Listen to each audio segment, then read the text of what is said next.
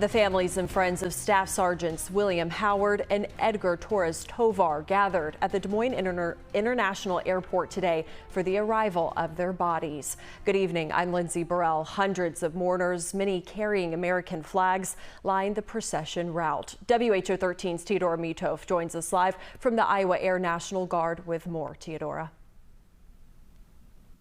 Yeah, Lindsay, today was a very emotional day as the two fallen soldiers returned. And this was also the first time that the families of the fallen soldiers were able to interact with their loved one. On Christmas Eve, two Iowa heroes have now officially returned home. This KC-135 jet touched down just around 1 p.m. Wednesday at the Air National Guard base in Des Moines. It carried Staff Sergeant Edgar Torres Tovar of Des Moines and Staff Sergeant Nate Howard of Marshalltown, who made the ultimate sacrifice earlier this month when a group of 5 Iowa National Guard soldiers were ambushed by a lone ISIS gunman in Syria. Both were part of the 113th Cavalry Regiment. An honorable transfer of remains was conducted by the Iowa National Guard, and families of the fallen soldiers had the chance to touch the caskets of their loved ones for the first time.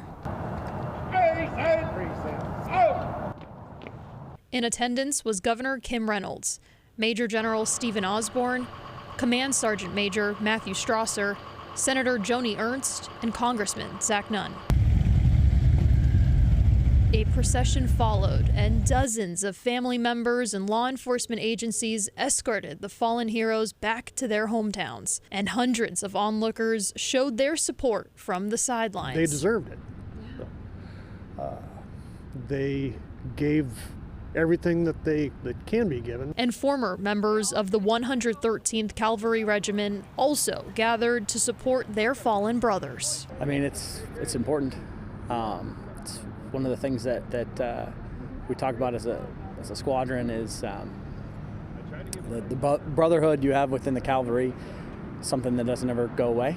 And so families who have fallen are something that we'll support till the last of us stands. And back out here live at the Iowa Air National Guard, you can see flags are still at half staff, and they will continue to remain that way in the state until Monday by sundown. By that point, both of the soldiers would have already been laid to rest. And Lindsay, something that was also happening today, the Des Moines International Airport slowed down traffic during the ceremony so that there wasn't any disturbances.